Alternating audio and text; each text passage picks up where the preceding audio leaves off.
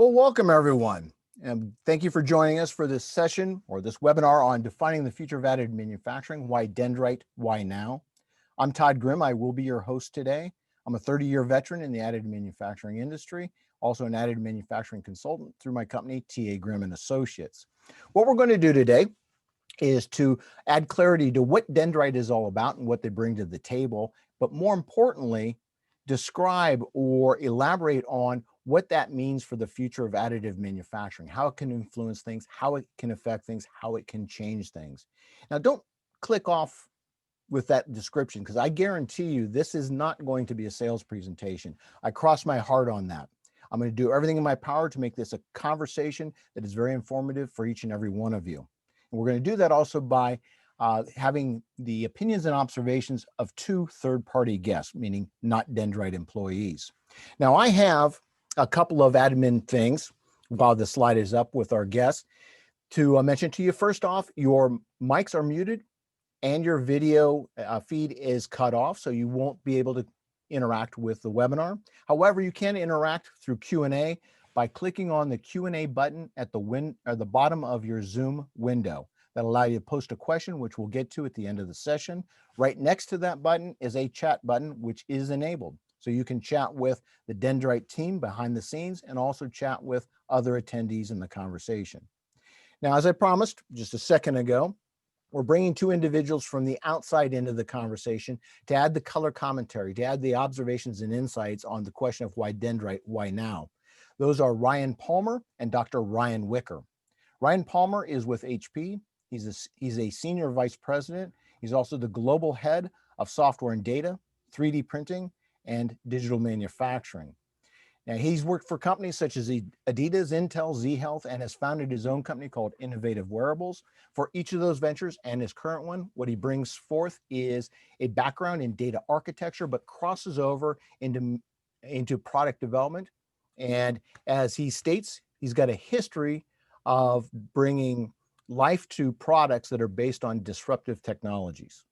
Our other guest is Dr. Ryan Wicker. He's with University of Texas, El Paso, or UTEP for short. He is an endowed chair, also professor of mechanical engineering. He's founder and director of UTEP's WM Keck Center for 3D Innovation. Now, that center focuses on the use and development of additive manufacturing technologies. Under his guidance and through the center has employed several hundred student researchers, many who have gone on to become additive manufacturing leaders. And last but not least, we have Harshil Goel, founder and CEO of Dyndrite. Harshil is an inventor, mathematician, and engineer. He's got degrees in pure mathematics and mechanical engineering, and he's self-appointed, taking the lead to lead his team at Dyndrite along the philosophy or question of what can modern software do to transform additive manufacturing? So with that, we're going to get started in our conversation. And to make this conversational, I'm going to surprise our two guests by asking a question of both of you. Go ahead and open up your mics. Is there anything I left out of your bio that the audience should know in order to frame your observations and insights that you'll be offering in this session? Did I leave anything out?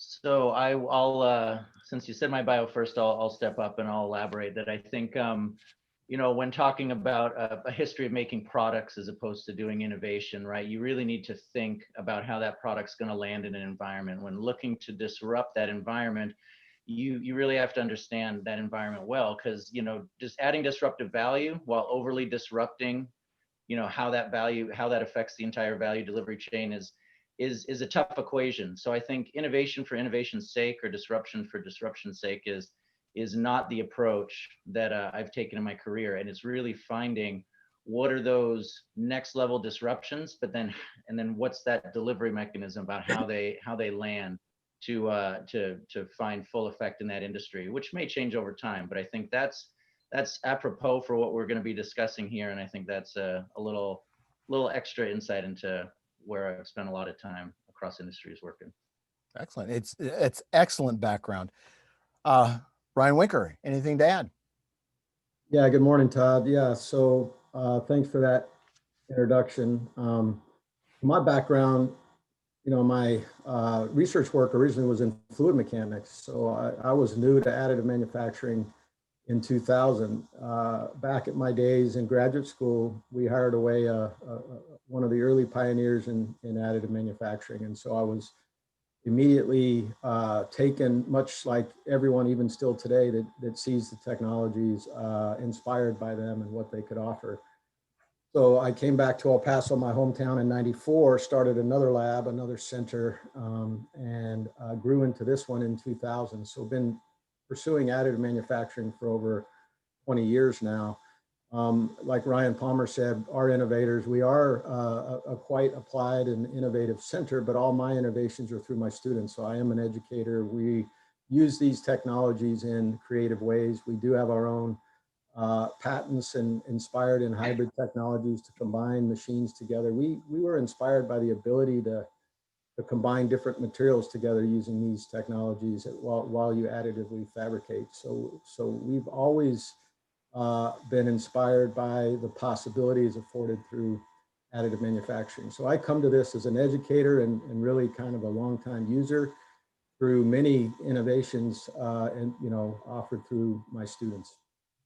Beautiful. Thank you very much for that. Harshil, do you want to elaborate?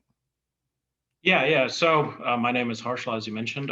My background is in math and mechanical engineering, but I think that's actually could be described as the background of the majority folks in our company, right? Our company's sort of manifesto or mission is to sort of help elevate the entire industry by honestly elevating all of the core foundational mathematical pieces that go into making this industry function.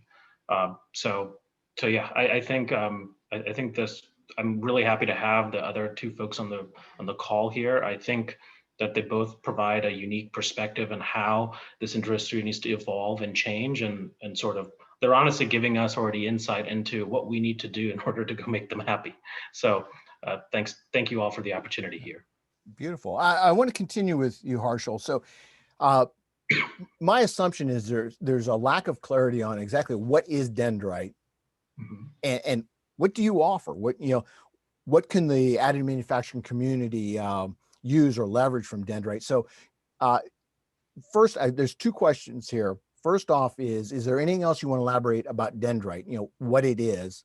But then the second question is exactly what are you bringing to the market to induce or possibly induce transformation? Because I think there's a lot of, it's a bit opaque. It's not real clear what Dyndrite's all about and what it's going to be bringing to the table. So please, both of those questions.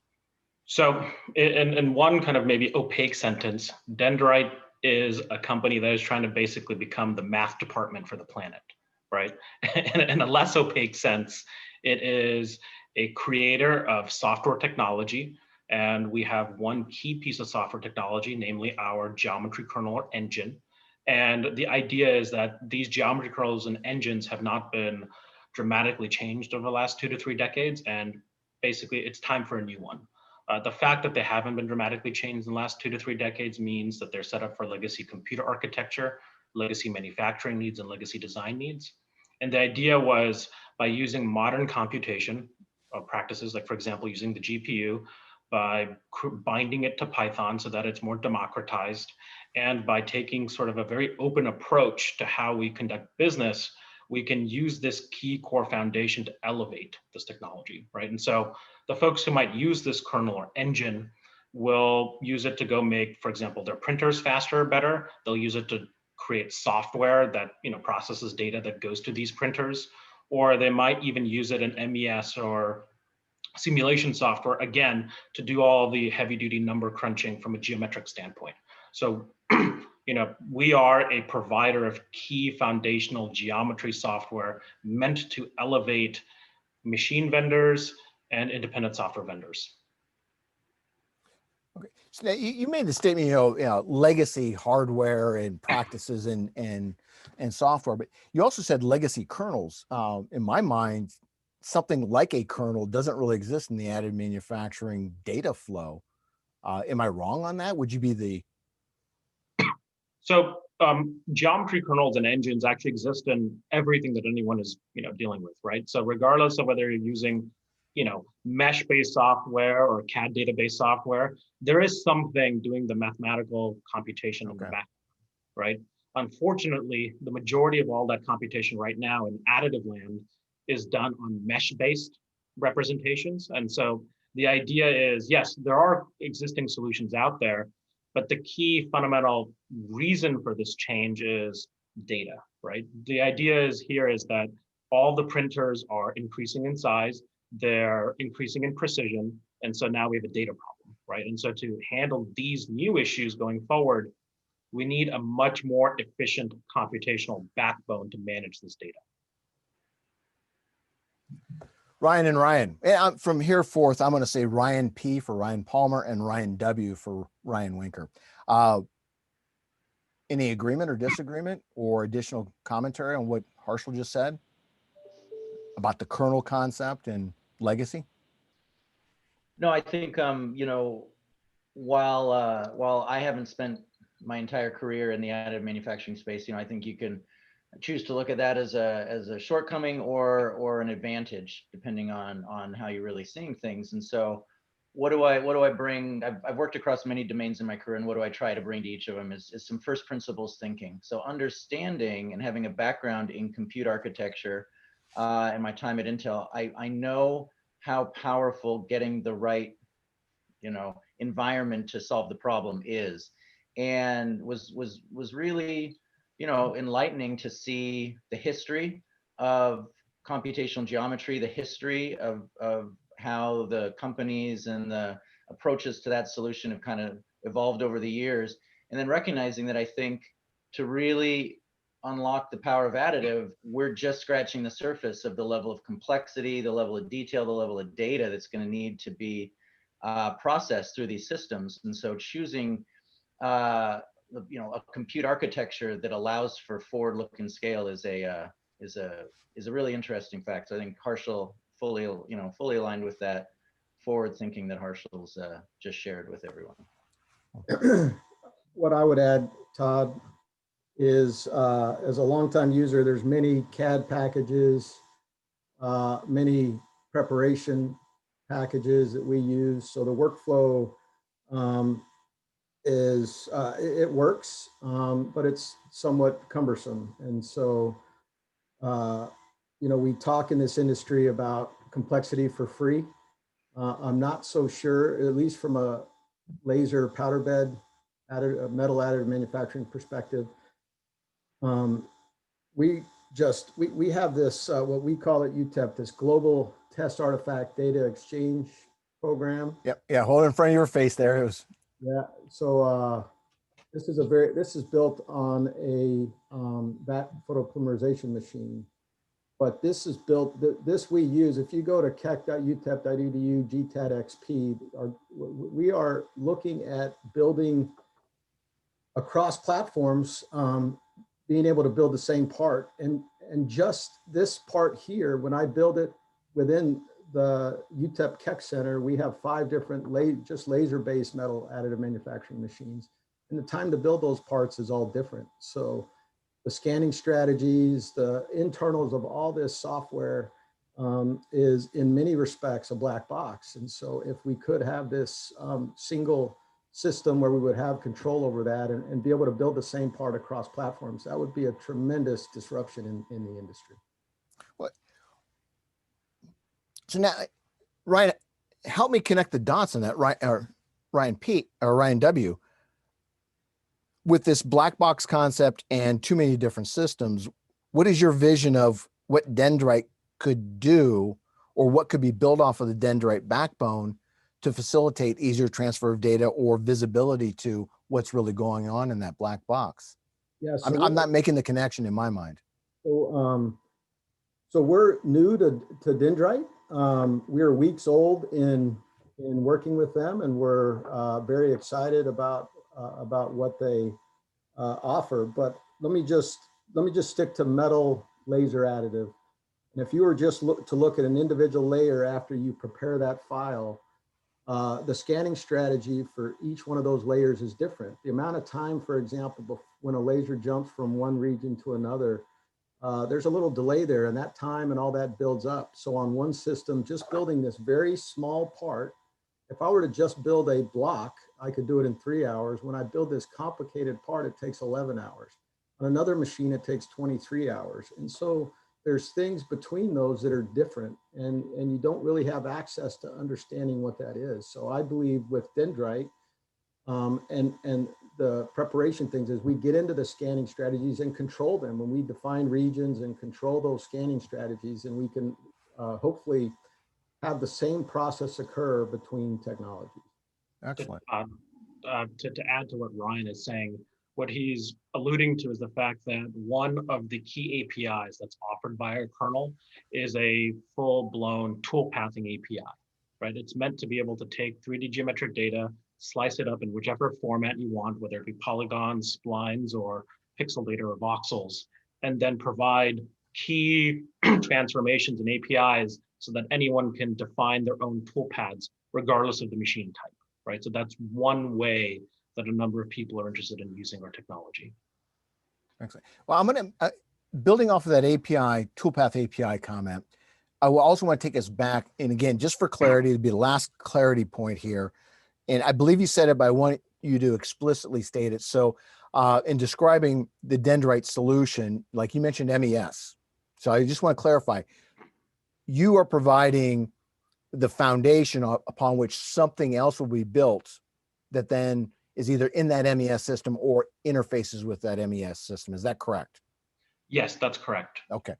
And then who should be knocking on Dyndrite's door for solutions? I mean, are you offering a product that a manager of an additive manufacturing lab can call up and get a license key for it? Or to whom are you offering these solutions? So the key folks that we're talking to, one, of course, you can look at the Dyndrite Developer Council, right? We have a number of OEMs and ISVs, right? HP was the first to be on the council as a machine vendor, but we also have folks like Ansys and Altair on there. So it's machine vendors, it's software vendors, and the third category I'd sort of give is what I'd call advanced users, people who want to not only use the software that is built upon our technology, but people who want access to the guts of our technology so that they can do key defining research. For example, what Ryan was talking about, right? Where, again, it would be cool to have, for example, build prep software built on our kernel.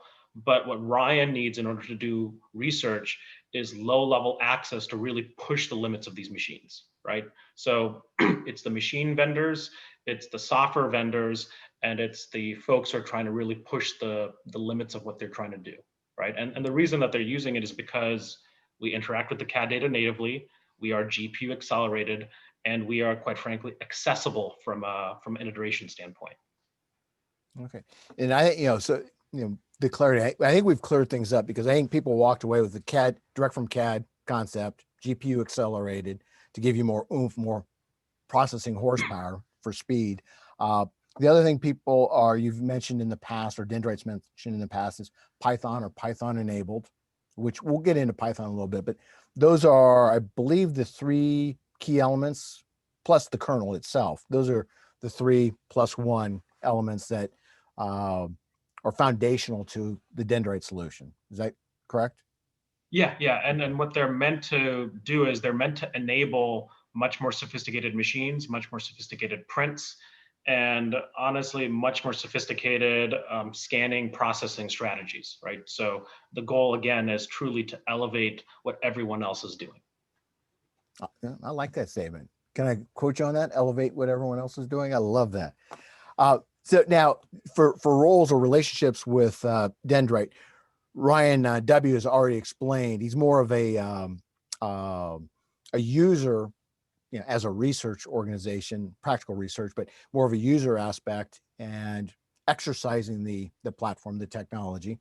Ryan P, can you explain what the relationship is with Dyndrite? Are you a user? Are you part of the Dyndrite Developer Council, or is it something else?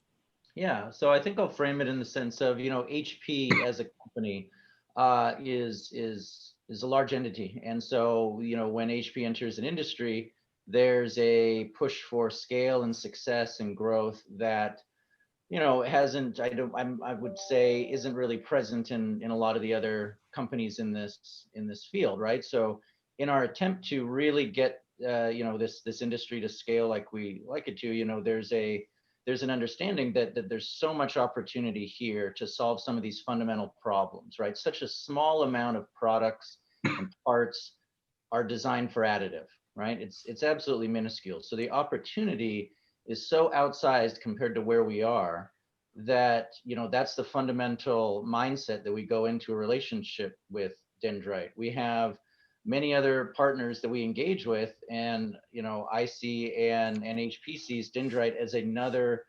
key partner to help build that set of capabilities that's going to really let us unlock scale in this industry, because there is a big disconnect between how things are designed and then how they're made, right? As you go from art to part, there's a lot of pitfalls that you can fall in, right? And that's simply taking a design and printing it on this printer versus that printer, or how do I improve that part once I see how that first print comes out? There's just so many manual iterative processes, and so getting some technology that helps us begin to automate, begin to create some next level capabilities, and just help mature the industry overall for these types of flows that are going to be, they're going to need to be matured for us to start taking significant mind share away from designers who are building products today without even thinking of additive. So I think that's the overall thrust. So Dyndrite is this important technology partner for us that is another tool in the toolkit as we try and solve problems that'll, again, get this industry to scale to the level that HP is really excited about.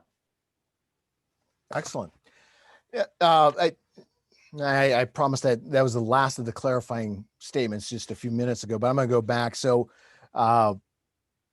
primarily Ryan W., you gave us a hint that it's more than addressing the front end processing. You're talking about, black box and getting in there so you can control very fine elements of the build itself.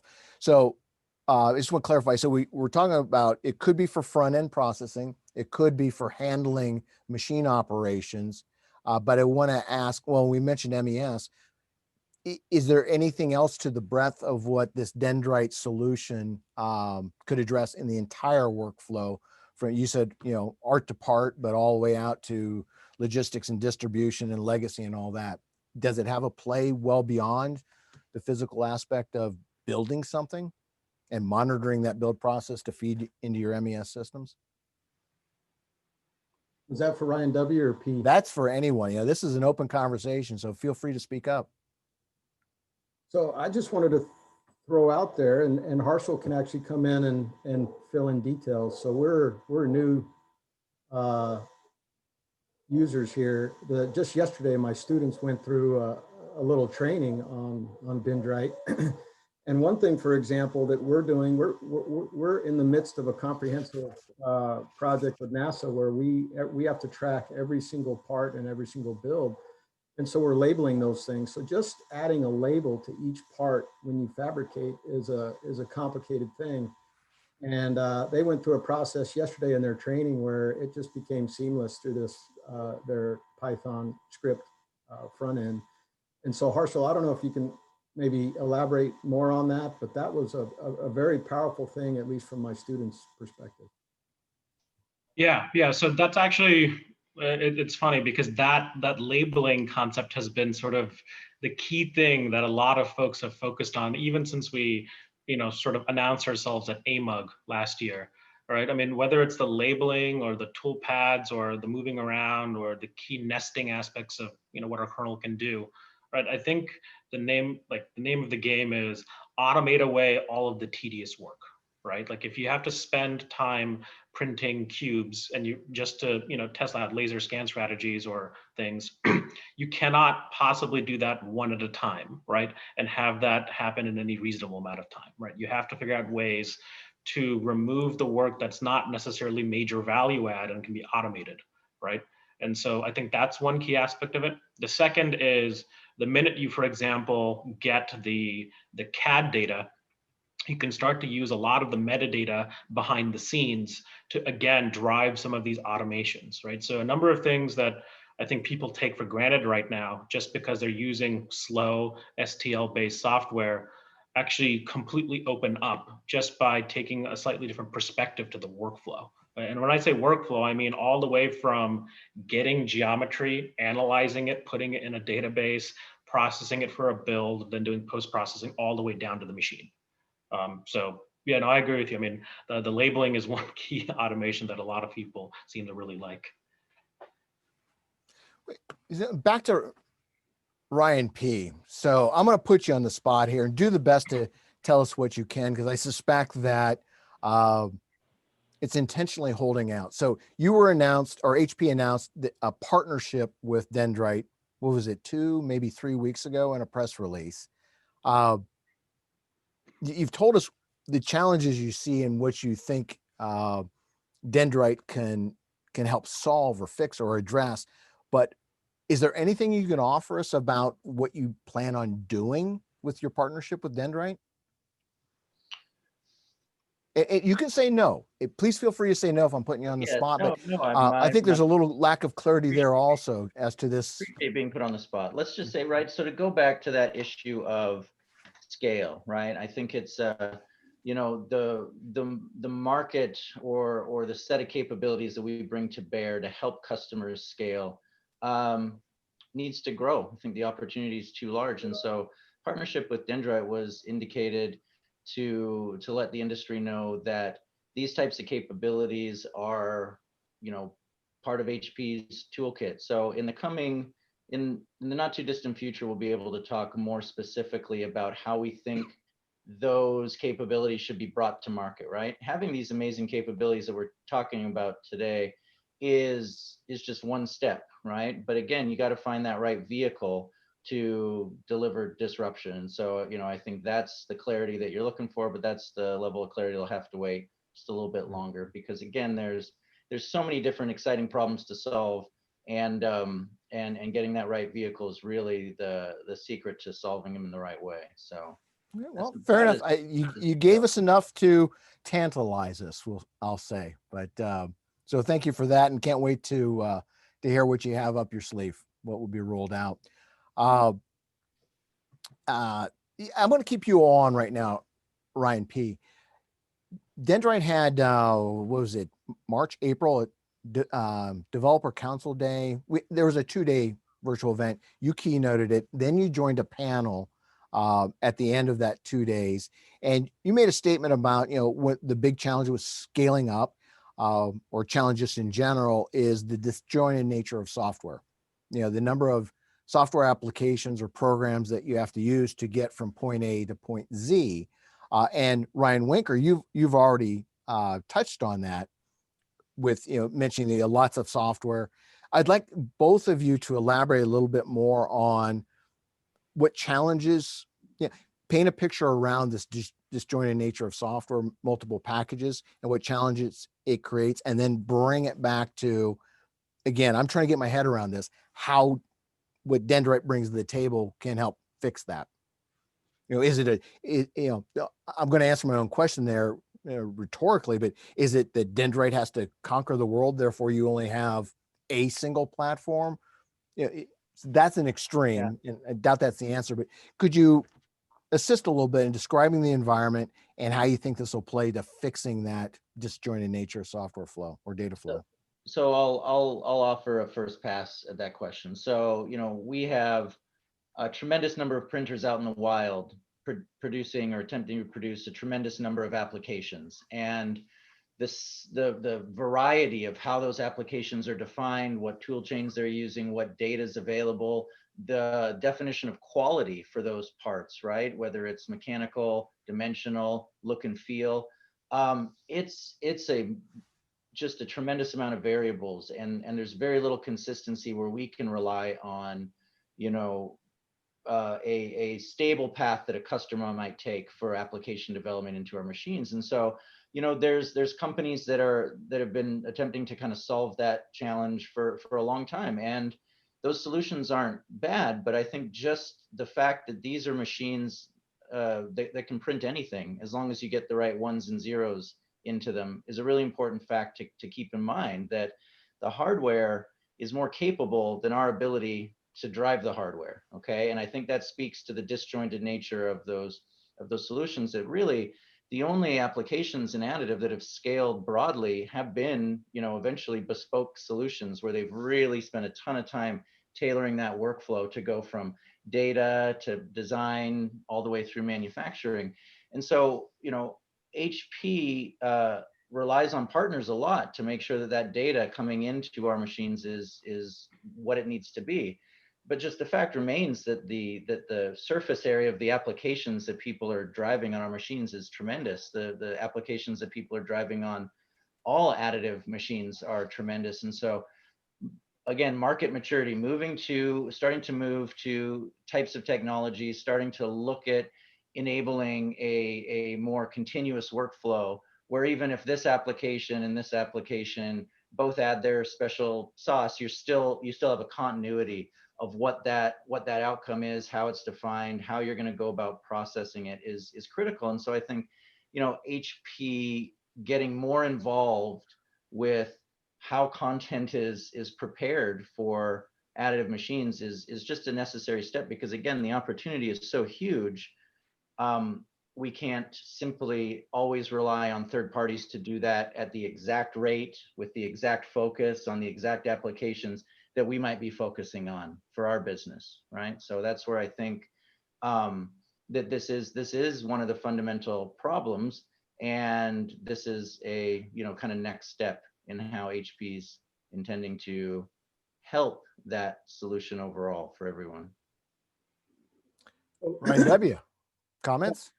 I'll add a little bit to that. So, so our product in education are students, right? So the bottom line, purchasing all these software packages and everything that's available, we invest a lot in software. So, there are issues that we have to deal with on a regular basis just in native CAD, backward compatibility and things like that. So as a university, we have, and it's not free, right? So it's still an issue, but I can imagine if I'm a mom and pop shop trying to make a business and investing in all these different software packages, they could not afford all the software that I have in my center. It's very expensive, and you have to keep up to date. But so with that said, it's not, Dyndrite can speak for themselves. I don't think they're competing with native CAD per se, but you bring that file in and you can manipulate it. And so the beauty of their software, and Harshil talked about it some, is from the automation side. If I bring that package in, I can automatically generate this Python code. Let me talk for a second just about Python. So there's probably not a mechanical engineer that graduates in the country that doesn't know MATLAB. And so MATLAB and Python are in the same family of software, and many places are transitioning to software. The beauty of it is it's, I'm on calls daily with my students, and they're flying through MATLAB code to generate plots and do data analysis and all sorts of stuff. So the ease of use is incredible. So at the front end of their software, they're automatically generating this Python code that, from an automation perspective, you can now automatically, you have all that written. And so the next file you bring in, all that's automatically applied to it. And so from an industrialization perspective, the point here is that if you're able to repeat these processes and do similar things, then now you're presumably making the same part. They're breaking up things into regions and applying, I'm stuck on metal laser-based additive, but applying different scan strategies and support structures, and you can define these regions and generate this automatic code to do it. And then you can go in and edit the code. So the access to that code is very powerful. I think, Todd, you were focused mainly, or asked more about compatibility, but I think Harshil will speak more about their compatibility with all these other programs. But I think their intent is, again, we have to design these parts to take this art art to part kind of thing. You got to be able to design it. So my own children, I'm forcing them to learn CAD and learn Python coding, right? Wait, did you say your own children? Yeah, well, they're not young anymore, but yeah, my kids are 21, 19, and 17, and yeah, I tell them the future is if they can design part, they need to be CAD experts, and in fact, my oldest son during COVID had started and spun out his own company. Go to 3dcastling.com. He's got his own company he started and founded in the garage, and now he's back in college. But the point is that you know, even you look at AP programs down in high school, people are screaming to use Python. So I think Python is going to be the leveling playing field. All these new generations of people are going, know how to program, and having access to that are going to make these things and rapidly innovate and make these programs widely accessible and able to reproduce these parts across the globe. So Harshil, I don't know if you want to compliment or add to what I just said. Yeah. So, I mean, I wholly agree with you, Ryan. I mean, so for folks who don't know, I actually used to teach the MATLAB and Python class while I was a graduate student at Berkeley, right? And while MATLAB is a paid piece of software, Python is absolutely free. Anyone who's listening can download it for free right now at python.org. And Berkeley was actually sort of in the middle process of transitioning from MATLAB to Python. But the key, regardless of which language you're talking about, is it offered folks a very powerful way to interact with the data. Right. And that's sort of the crux of it. Right. And sort of beyond that, right. I mean, it goes much further than taking something that used to take 70 hours to slice and doing it in under, 12 minutes or whatever. Right. Like those are all things we can help on that. But I think the key here is trying to use the kernel to untangle an unnecessarily complicated workflow, right? Because both folks have mentioned lots of software, right? Like you use your CAD software to design something, then you immediately ruin it by exporting an STL mesh.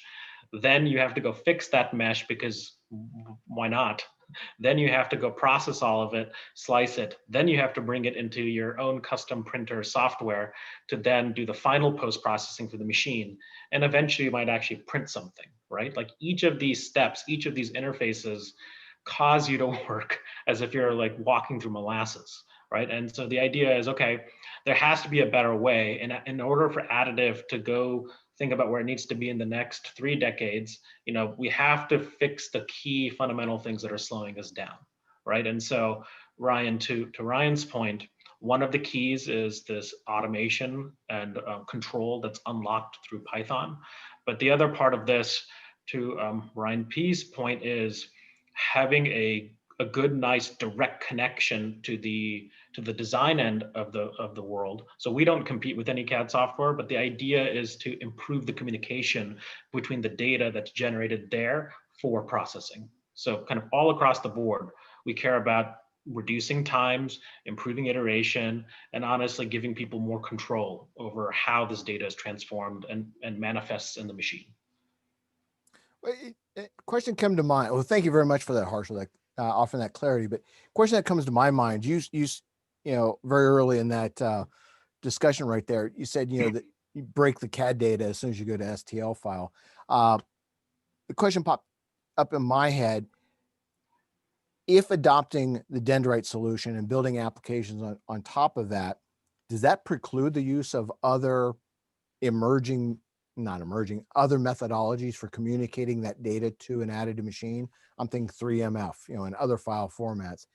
So would Dyndrite be able to play nicely if it were a 3MF play, or does it totally push that aside? Well, you don't, what? I've answered my own question. What a dumb question.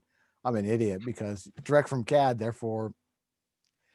What's never the point? mind. That's Okay, the question I'm asking too, Todd. That's exactly the question I'm asking too. Here on live TV, I make a fool of myself. Ladies and gentlemen, Todd just had a light bulb moment. Oh, geez. Okay, ignore that. Ignore that last 45 seconds. We're talking automation here. I want to go to Ryan P. Boy, am I embarrassed. Am I blushing? I want to go to Ryan P. You made a statement when we're talking about this in preparation that digital manufacturing does not translate directly to or mean automation. Yep. That struck me. It's so obvious, but I've gone along with a bias. Can you elaborate on that? And then, kind of fill in the blanks in the automation conversation about how what you're doing could get us there. Yeah, absolutely. So that is, I think, a bias that I brought in, right, when I entered this industry and started learning about digital manufacturing. You just have this natural association that if it's digital, it's automated, and that, access to the data to make decisions is there today, but the humans are the ones making the decisions. And I think the challenge isn't that the humans are making these decisions for the first time, it's that they continue to then make these decisions over and over and over again, right? So I want to us and as an industry to move to a place where humans are making these decisions the first time, and then they don't have to keep making them, right? We have the systems in place to then automate those right decisions. And those right decisions depend on a lot of things. They depend on, what your definition of quality is, what your source data is, what your target process is. And so I think I see Dyndrite as a technology platform where these types of decisions can be effectively output and realized, right? I think there's many people coming together that have interests in advancing aspects of this. And so I think for applications where native CAD is the source, yeah, why would you translate out of native CAD just as a matter of fact, right? I mean, these are the types of things that when I came into this industry kind of struck me as, well, that's an artifact of history as opposed to a conscious decision going forward where you can really put your finger on why that makes sense. But for other applications, all you have is scan data, right? You have point clouds to base it off of. So I think, the protocols need to be flexible, but the way that those decisions are made and where they're made needs to be intentional. And so I do think that ability to script, when you get a language that's as supported and robust as Python is, what you're really doing is you're connecting all of the data from your plant, all of the data from your university, all of the data about what a human would be looking at to make the next decision and what mouse button to click in a UI, right? You now have access to those same types of faculties to make those right decisions in an automated way. So I think other industries have embraced this type of paradigm, and I think healthcare and manufacturing are probably still two that are lagging behind some of the other industries. So I think these are the types of technologies that I think give us an opportunity to move the needle forward in a meaningful way. Excellent. Thank you for that. I wanted to add that, one key element to what Ryan is talking about, right, from the automation standpoint is groups of folks agreeing on how we're going to handle things, how we're going to do handoffs, and how we're going to manipulate and look at these types of data, right? So for example, and this sort of kind of brings up that question of like standards, for example, right? Mm-hmm. So even Ryan W. earlier mentioned, they're trying to create a standardized way of being able to evaluate machines and test whether or not they're printing correctly, right? With the artifact that the Keck Center is making, right? The same goes for us, right? Like the ultimate goal of the Dyndrite Developer Council was to bring all of the industry leaders together to see if we can come to some common agreement about various aspects of this industry, also known as standards. Right. And so whether it's about job ticket submission, whether it's about what type of data we use and what scenario to process, and Ryan's absolutely right. When there's CAD, use CAD. When there's medical imaging data, use the DICOM data, right? Like these are existing standards. We need to interface with them and figure out what's the most efficient way to go use this going forward, right? And that's our goal. It's to kind of become the nexus where all data comes in and eventually gets manipulated to go to the machine, right? It's why, you'll see oftentimes people compare us to kind of like Adobe PostScript from the 1980s, right? We're taking in all of the data that's coming in, whether it be perfect from CAD land or from the medical imaging side, from the scan data, and transforming it into something that a printer can consume, right? And in order for all of that to work, we all have to agree upon interfaces. And ideally, we don't have 15 different interfaces just because everyone wanted to make a special proprietary file format for every aspect of what they're doing, right? There is something to be said about having proprietary data, right? But it's a question of where does that line lay, and how can we use that line as a benefit to honestly everyone in the industry as a whole. It was stick on standards, multifaceted question. I want to get both Ryans in on this too. So for you, Harshil, with the developer council, do you have enough critical mass to get agreement that could become standards for job tickets or whatever? And then for the two Ryans, have you been party to any of these conversations about what should we standardize on? And what are your thoughts on Dyndrite's ability to be a facilitator of standards that are created through the voice of multiple parties through the developer council? So first to you, Harshil, do you have the critical mass? So I think we have the critical mind share, right? Of course, these things take time. So I think we're just broaching the subject at the moment. But to give you an idea, even at the last developer council meeting, where we talked about our toolpathing API very publicly, with the council members, immediately the notion of creating a toolpathing working group was formed, right? In fact, Andreas at SLM, who attended, asked if we could make that working group, right? And so I think there is an appetite here. I think how we make these standards, how we evolve them, and how we talk about them is still a little bit murky at the moment. But to your point, Todd, the first step was to get everyone in the room. And I think we have everyone in the room now, right? And now we're going to work together to figure out what we can do to honestly improve the lives of everyone. Ryan and Ryan, any exposure to standards effort or these conversations? You want to go first, Ryan P?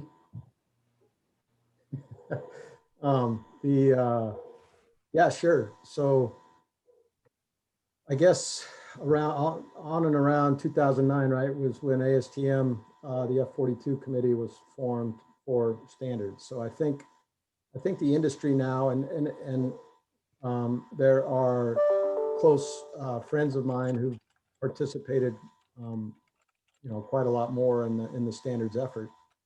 But I think there is understanding across the globe and critical interest in developing these standards as these parts are now being, produced for end-use manufacturing, and so the need and desire and now the process is well established. So I think beyond standards, I think Harshil mentioned it earlier that just in automation of the workflow, it just helps immensely. I mean, my students spend hours and hours and hours on preparing parts and going from software.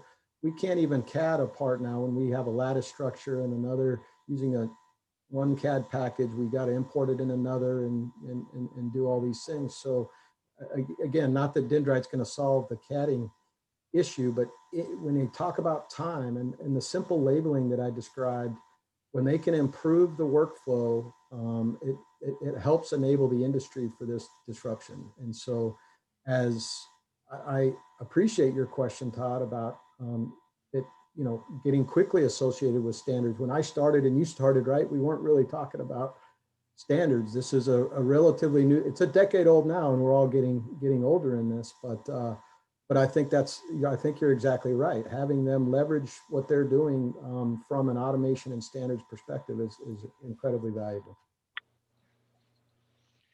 HP is involved in a lot of standards, from definition of digital manufacturing to quality standards, 3D scanning to 3MF and protocols. And I think the critical question that we're kind of getting around here is, people are at the table now, I think, to that point, but then I think to make a standard meaningful, I've worked in standards in my career. USB-C and Bluetooth Low Energy were some of the standards, and I think those technologies were ripe where the companies that participated understood a need to not everybody reinvent the wheel, the cost associated with that, and how it wasn't serving the market. So I think there's a broader agreement within the additive industry that, like, there is a level of maturity that needs to be brought to bear, and that standards play a role in that. But I don't think it's been accurately kind of discussed yet to the level needed, where you really start to see the dominant standards shake out is what is everybody's IP, and where do they get to protect, and where does that standard support their business initiatives, and where does that standard kind of cause them, what is that standard asking them to give up about their current business or their current proprietary approach to these things.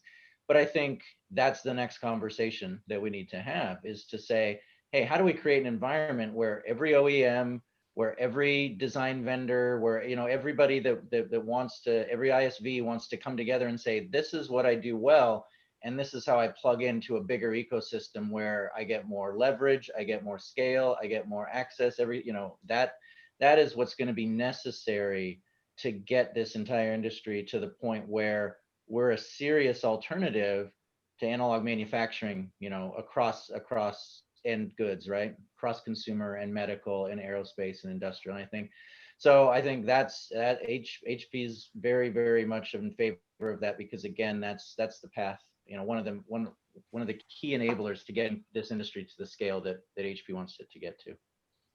Excellent, thank you.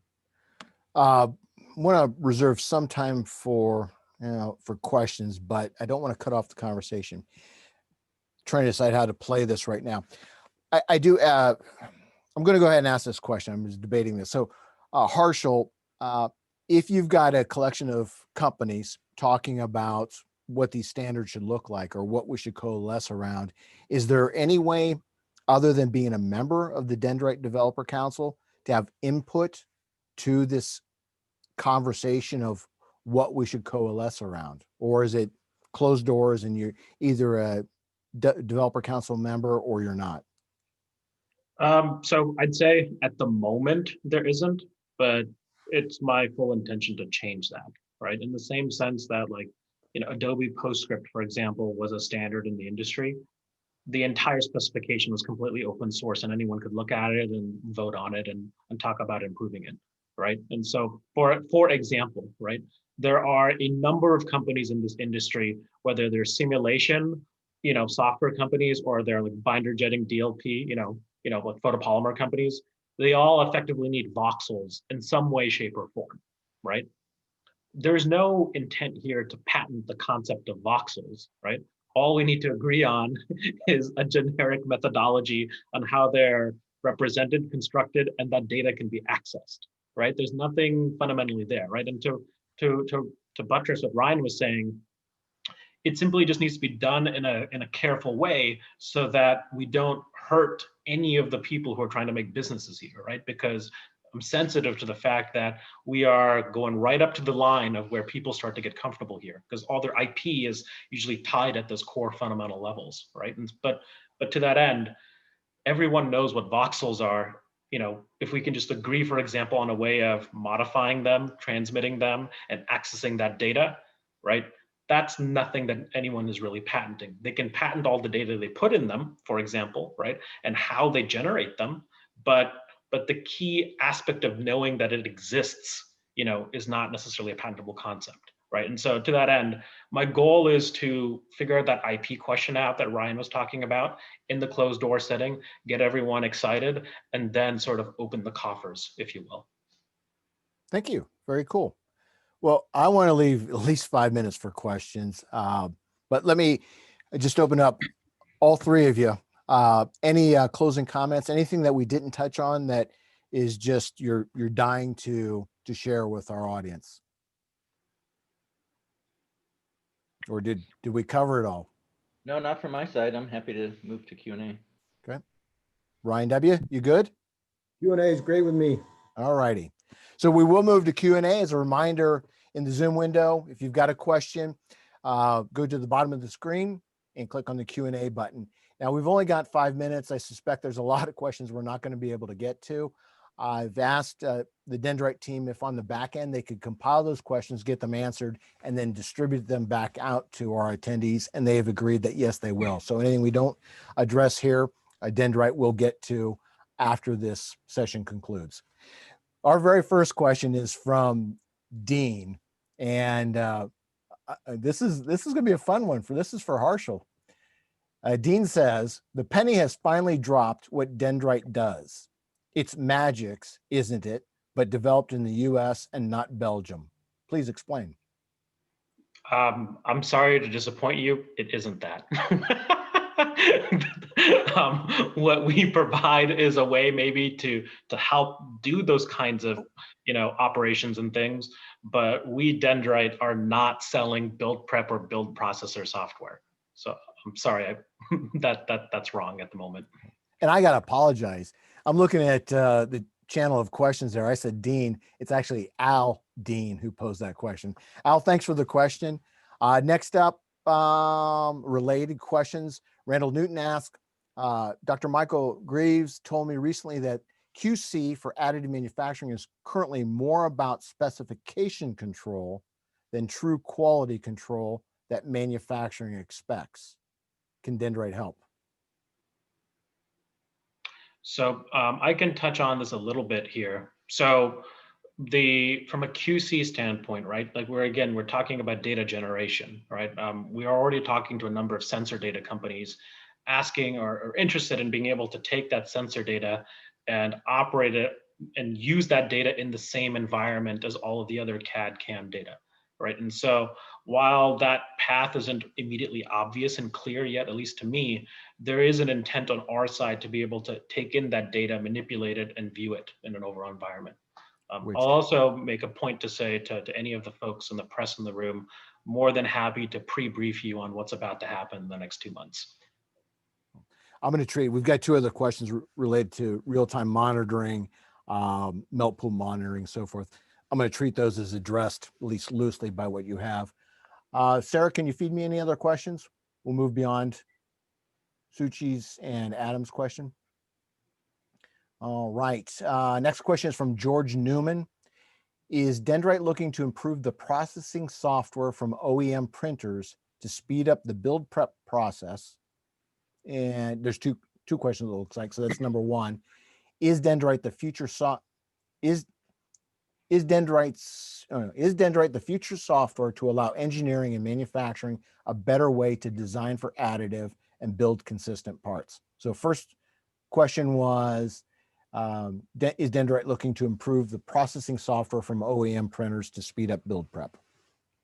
So on the first question, we are already looking at licensing our key engine technology to a number of the printer companies so that they can run the software on the machine itself, right? The idea here is if you have the sensor data and we can crunch that data quickly, then you can use it institute process monitoring and control, right? You can also then not send over 4 or 5 terabyte files to the machine. You can simply send much more compact data to the machine and it can create it on the fly as it needs it, right? So that's sort of what we're doing there.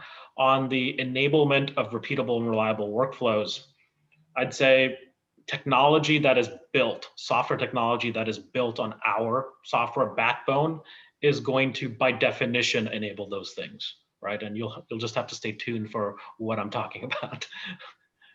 Thank you. Well, we're going to take one more question because I want to respect everyone's time. Last question is from John Callan. How soon, in all caps, do you see AM moving away from the faceted representations to a higher level representation? Is this constrained by the motion systems on the AM machines?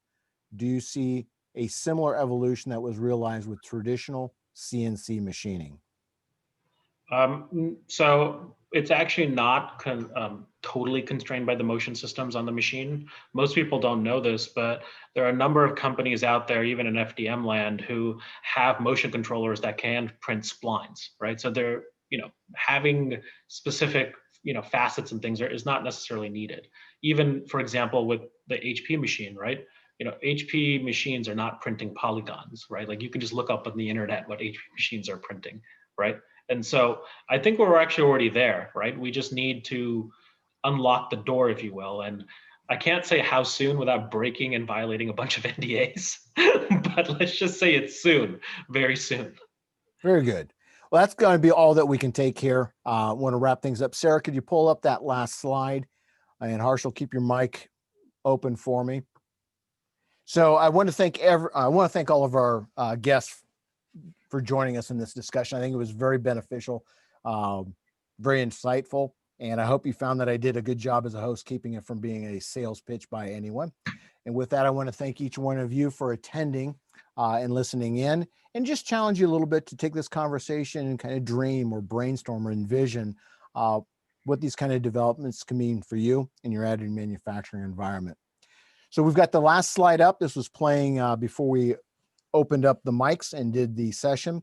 I just want to let everybody know that there is a Dyndrite Day coming up on October 29th. On this screen, there is a URL that is a link for registration for Dyndrite Day. And I believe there's also a little contest where you, on that website, where you might be able to score some swag. At least that's what I've been told. But Harshil, the reason I wanted you to keep your mic open, is there any teasers that you can give us that would motivate people to go ahead and register for the 1029 event? Just that a lot of really cool stuff is about to happen. Keep your eyes peeled. You really want to come. You're gonna want to come 1029. And I'm genuinely excited. A lot of stuff is going to come to fruition over the next month and a half. So stay tuned. Wonderful. Wonderful. I'm looking forward to it. I hope all of you are. Again, thank you very much for your time today, and enjoy the balance of your day, and good luck with your additive manufacturing initiatives. Take care, everyone.